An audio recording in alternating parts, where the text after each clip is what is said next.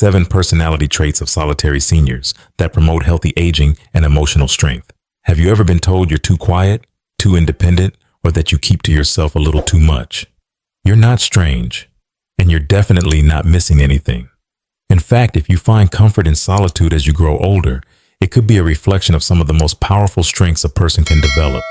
While many assume that seniors who enjoy being alone are shy or withdrawn, the truth is far deeper. There's a unique set of traits that often appears in older adults who embrace solitude. And these traits are linked to emotional intelligence, resilience, and even longevity. In this video, we'll explore 7 powerful characteristics that are common among quiet, self-contained seniors, and explain why these qualities might be exactly what the world needs more of. As you watch, you may realize, that's me. And instead of wondering why you don't fit into noisy social circles, you'll begin to appreciate the strength in your silence. So if you've always valued your space, or you've recently grown into it, stay with us.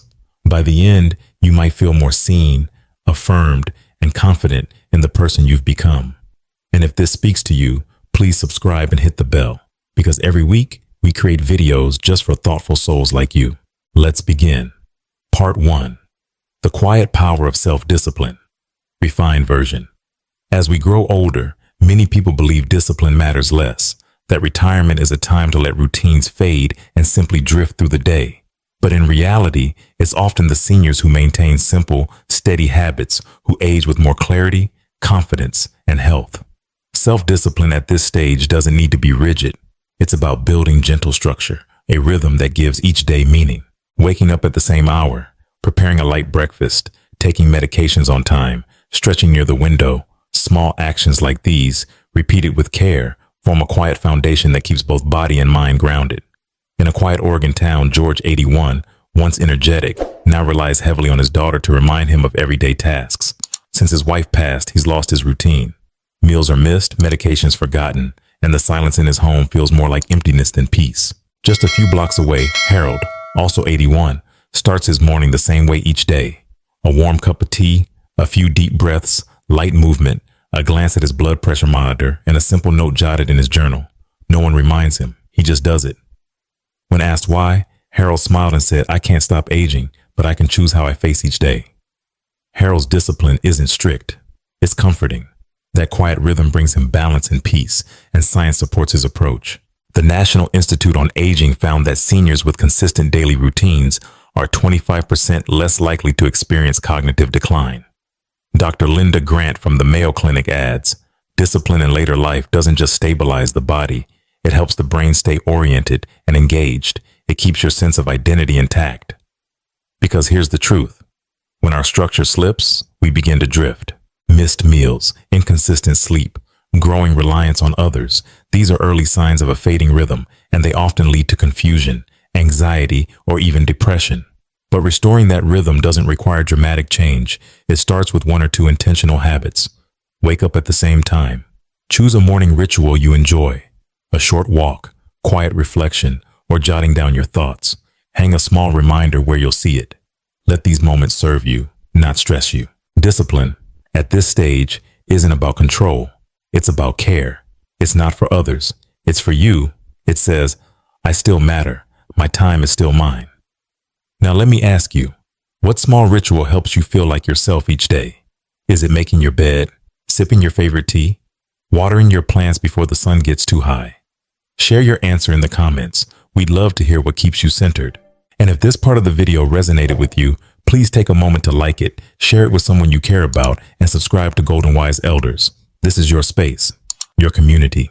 And every week, we're here with stories and tools to help you live deeply and age with purpose. Next, we'll explore another quiet superpower that often goes unnoticed: creative expression. From gardening to journaling, or simply rearranging your home in a way that brings joy, solitude often brings out a deeper kind of creativity. Let's talk about that next. Part 2. Creative joy in solitude. There's something quietly magical that happens when the noise of the world fades and we're left with just ourselves. For many seniors who embrace solitude, it's not about escaping others. It's about returning to a deeper space inside, a place where creativity lives, not for performance, not for praise, but for peace. You see, creativity doesn't always look like a painting on a wall or a best-selling novel. Sometimes It's a soft hum while folding laundry. It's planting herbs in a small garden. It's stitching a quilt for a grandchild, even if no one sees it finished. It's the way you arrange your kitchen just so, or the way you journal about your dreams, quietly, privately, lovingly. Let me tell you about Wallace. He's 79 and lives in a small house just outside of Asheville, North Carolina. Most mornings after breakfast, he heads to his workshop out back, not to build something for sale, not for attention, but simply because shaping wood into small birds brings him joy. He paints them by hand, with colors inspired by the forest he grew up near. He doesn't post them online. He doesn't even show many people. He just places them on a shelf and smiles. When asked why he does it, Wallace said, "There's something sacred about making something with your hands. I may not talk much these days, but the birds speak for me." Compare that to his old friend Henry, the same age, who fills his days with background noise, TV blaring, radio humming, because the silence makes him restless. Henry often complains of feeling bored, unfocused, unsure of what to do with himself. He says the days just blur together. But Wallace? His days may be simple, but they are full. This isn't just poetic, it's real science. According to a study published by Harvard Medical School, seniors who engage in regular creative activities, writing, painting, crafting, even gardening, report higher life satisfaction, stronger memory recall, and lower levels of depression. Creativity stimulates areas of the brain tied to problem solving, emotional regulation, and long-term cognitive health. Dr. Bao. Miriam Cohen, a geriatric psychiatrist, explains, when older adults create, they're not just passing the time, they're reaffirming identity, expressing emotion, and building mental resilience. The beauty of creative solitude is that it isn't about being good at something. It's about doing something that feels good to you. There are no grades, no expectations, no need for applause, just the quiet joy of bringing something into the world that didn't exist before. And if you're someone who's rediscovered painting, picked up knitting again, started writing little stories, or even rearranged your room in a way that brings you peace, you're not just keeping busy, you're creating. You're expressing something sacred within you. That is not small, that is profound.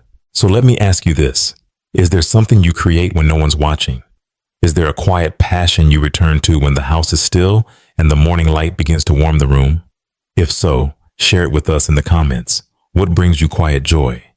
What do your hands love to do when your heart is at rest? And if you haven't started creating yet, maybe now is the time. You don't need a class or expensive tools, just a willingness to try. A notebook, a needle and thread, a box of colored pencils, or simply the intention to make something that feels like you. If this part of the video touched something in you, please like it, share it with someone who needs a little encouragement, and subscribe to Golden Wise Elders. Here we believe it's never too late to create a beautiful life, one small, quiet masterpiece at a time. Coming up next, we'll look at another often misunderstood gift, the power of subtle observation. In a world that rushes to speak, seniors who prefer to watch, listen, and truly notice often hold the deepest wisdom of all. Let's explore that in the next section. Part 3. The gift of subtle observation. In a world that constantly rushes to speak, it's easy to overlook the quiet ones, the ones who choose to listen first, who take their time before offering words, who seem to linger in silence. But if you look closely, you'll find that some of the deepest wisdom belongs to those who say the least. Seniors who prefer solitude often carry a unique gift, a heightened sense of observation. When the external noise fades, their inner awareness sharpens. They notice details others miss, the shift in someone's tone of voice, the way light spills through the curtains at a certain time of day, or the subtle change in a friend's energy that says, something's not quite right. This isn't just sensitivity, it's attentiveness. It's the ability to be fully present. Let me share the story of Ben. He's 75 and lives in a quiet neighborhood outside Santa Fe, New Mexico.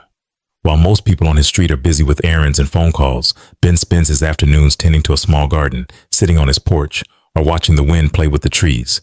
He doesn't speak often, but when he does, his words are careful and thoughtful. One day, his neighbor's dog didn't bark like usual. While others passed it off, Ben noticed. He gently asked the owner if everything was okay. Turns out the dog had been sick all night. No one else had caught it, but Ben did. Not because he was trying to, but because he was simply paying attention. Contrast that with Howard, who's always surrounded by activity, conversations, TV, people dropping by. But when asked about a recent visit from his daughter, he shrugs. I think she came by Monday, or maybe Tuesday. He's busy, but disconnected. The difference between these two men isn't intelligence, it's intention. Ben chooses to slow down, and in that slowness he sees more. This gift isn't just poetic, it's also practical. A report from the American Psychological Association suggests that seniors with strong observational awareness are better equipped to detect early health issues in themselves and others, avoid preventable accidents, and maintain emotional well-being through deeper connections.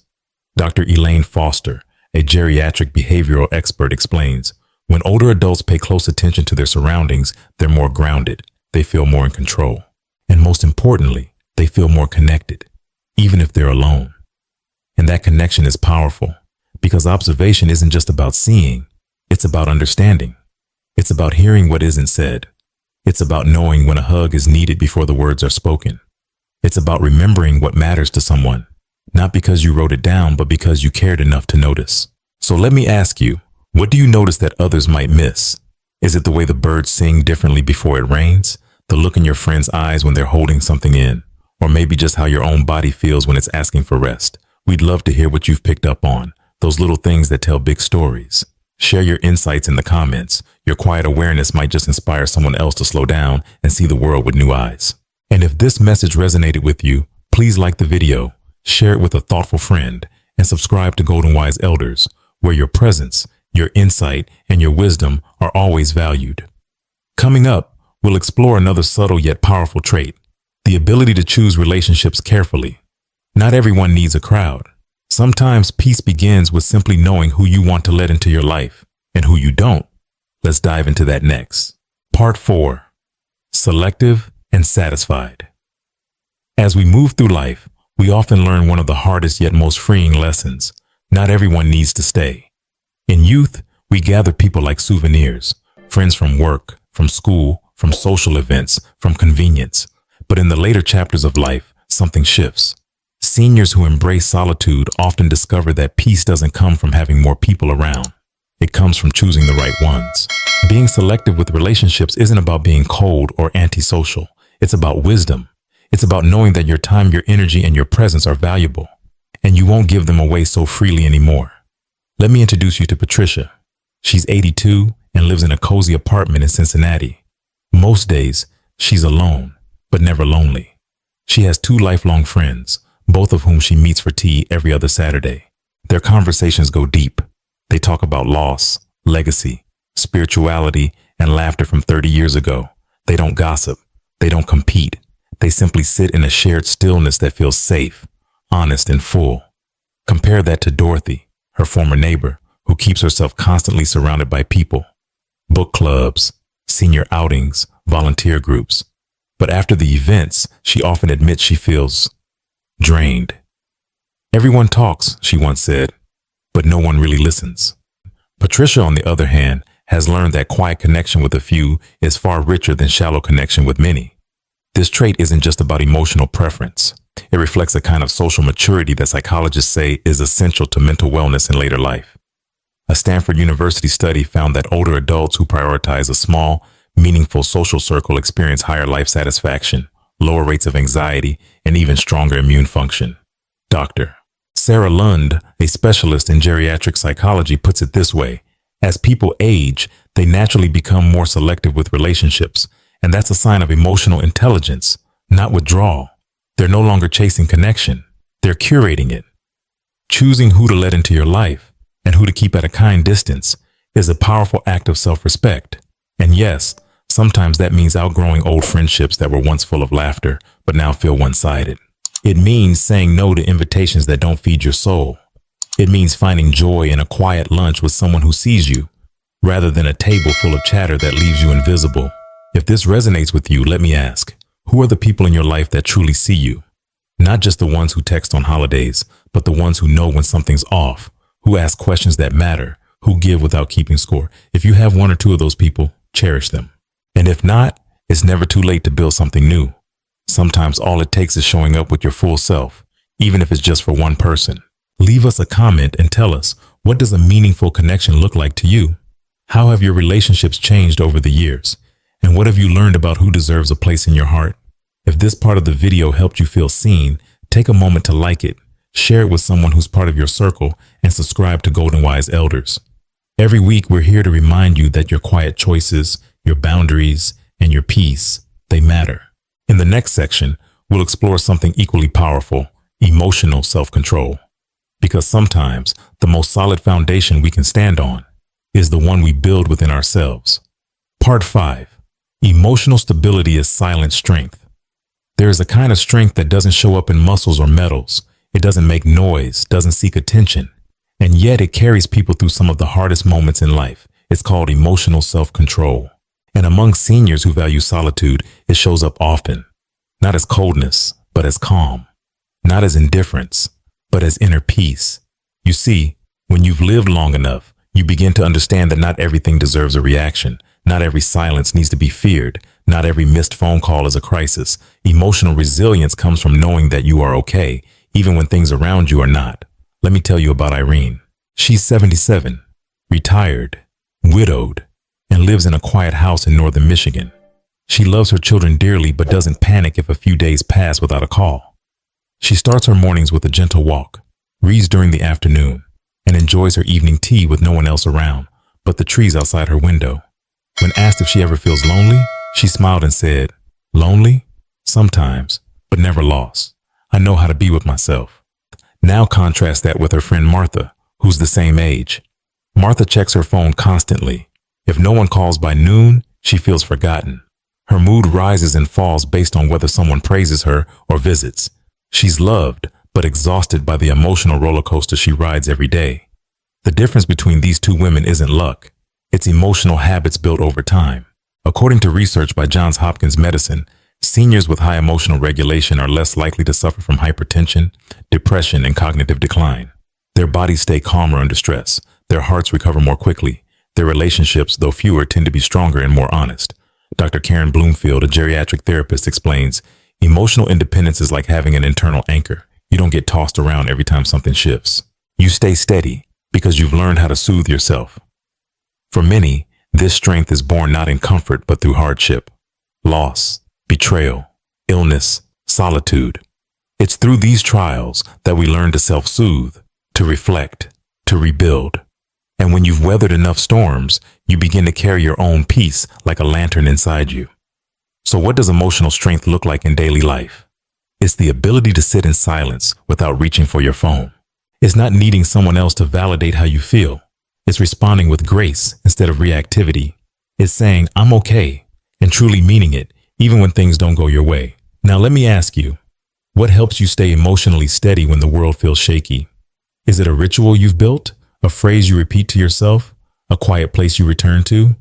Tell us in the comments. Your way of coping might be just the thing someone else needs to hear today. And if this section gave you something to think about, please like this video, share it with someone who brings you calm, and subscribe to Golden Wise Elders. This is your space, where your stillness is honored and your quiet wisdom is always welcome. Up next, we'll explore a trait that's deeply spiritual, but doesn't always look like religion. It's about the peace that comes from being connected to something greater, even when you're completely alone. Let's talk about spiritual peace beyond religion. Next. Part 6. Spiritual peace beyond religion. As we get older, something begins to shift. The questions we once brushed aside begin to whisper louder. The noise of the outside world starts to matter less, and the quiet moments, those still sacred pauses, begin to feel like home. Many seniors who value solitude aren't trying to avoid life. They're simply learning to connect to it in a different way, through stillness, reflection, and something deeper than words, something spiritual. But let's be clear, spirituality doesn't always mean religion. For some, it's prayer. For others, it's walking through a forest trail in the early morning. For many, it's just the silence that comes when the TV is off, the house is quiet, and the soul is listening. Take June, for example. She's 84, lives alone in a modest home in rural Vermont. Her TV stays off most of the day.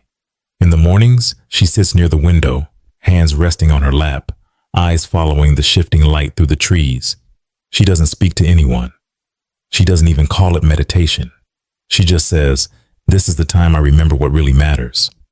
June doesn't go to church anymore, not because she doesn't believe in anything, but because she's found peace in the quiet, not in the ritual.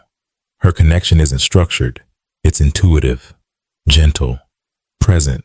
Compare that to Eleanor, the same age, who keeps her television on all day, not because she's watching, but because she's afraid of the silence.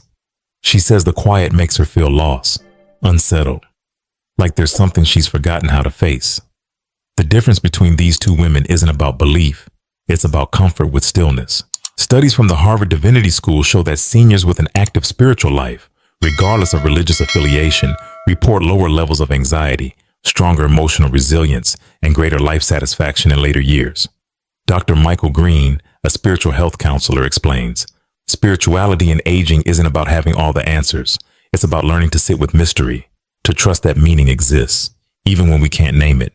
There's great power in simply being okay with not knowing, with not needing to fix, to prove, or to convince. When you reach that space, life becomes less about controlling the future and more about honoring the present. Spiritual peace looks different for everyone. For you, it might be tending to your garden while humming a favorite tune. It might be whispering thanks for your morning coffee.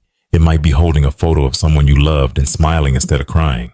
It might be closing your eyes and feeling connected to something greater than yourself. So let me ask you, where do you go when you need to feel steady again? What quiet ritual, memory, or space brings you a sense of peace? I'd love to hear your answer in the comments. Your story may remind someone else that peace isn't something you chase, it's something you return to. And if this part of the video touched something within you, please like it, share it with someone who might need a little stillness today, and subscribe to Golden Wise Elders, because here we honor not just the years you've lived, but the soul you've grown. Coming up next, we'll explore a final beautiful trait that often defines wise, quiet seniors: reflective thinking. It's about looking back, not with regret, but with insight. And it might be the key to living forward with more clarity than ever before. Part 7. Reflective thinking. There's a kind of wisdom that doesn't come from books or degrees. It comes from living fully, falling deeply, losing, loving, and learning over and over again.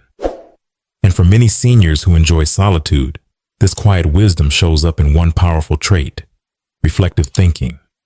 The ability to look back, not just at what happened, but at what it meant. You see, not everyone reflects.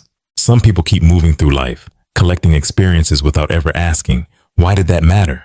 Or what did I learn from that? But those who embrace solitude often begin to see patterns, connections between choices, consequences, and moments that once seemed random, but now feel strangely meaningful. Let me introduce you to Ralph. He's 80 and lives in a small town in upstate New York. Each morning, after his cup of tea, Ralph takes 10 minutes to write in a notebook. Not pages and pages, just a few lines. A memory, a lesson, a question he's still pondering. Last week he wrote, "Sometimes the people who left taught me more than the ones who stayed. I didn't see it then. I do now." He doesn't write for anyone but himself.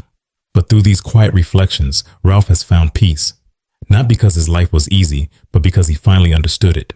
Contrast that with Leonard, a neighbor who fills every minute of his day with activity, clubs, conversations, errands. When asked how he feels about his past, Leonard says, "I try not to think about it. It's over."